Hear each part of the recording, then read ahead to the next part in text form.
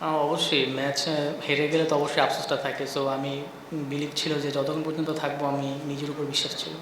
আসলে ওইভাবে আমি চিন্তা করি নাই, কাউকে টার্গেট করিনি ওইভাবে। সো কারণ যেহেতু অনেক রান দরকার ছিল, সো আমি আমার স্ট্রেন্থ ছিল আমার, আমি ওইটাই ট্রাই করছি, আমি সাকসেস হয়েছি। আসলে ভিডিও তো এখনও দেখি নাই, আমার মনে হয় একটু দেখলে আর একটু ভালো মতো বলতে পারতাম। হ্যাঁ, অবশ্যই যদি কেউ একটু সাপোর্ট করতো ইজিলি, আমার মনে করি উইকেট অনেক ভালো ছিল, ইজিলি ম্যাচটা বের হয়ে যেত।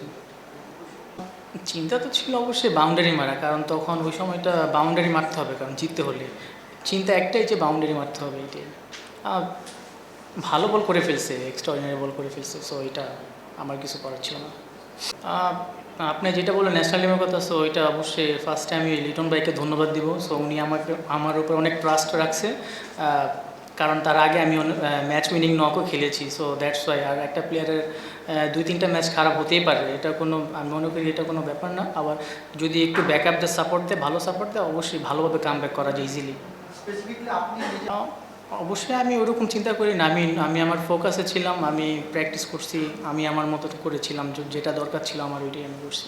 অবশ্যই ওইটা নিয়ে এখনও চিন্তা করি না। সো আমার, কারণ আমি এখন যেটা একটা ভালো টুর্নামেন্ট খেলতেছি, সো আমার ফোকাস এইখানে, আমি চাই যে এখানে ভালো করে একটা আমার ওয়ার্ল্ড কাপের জন্য যদি আমি চান্স পাই, ভালো একটা প্রিপারেশন হবে আমার জন্য। হ্যাঁ, অবশ্যই বোলিংয়ের জন্য ওয়েট করি, রেডি থাকি। ক্যাপ্টেন যদি মনে করে অবশ্যই বোলিং আসবো, আর আমাদের অনেক বোলিং অপশন অনেক বেশি, দ্যাটস ওয়াই আর কি বোলিং আসা হয় না।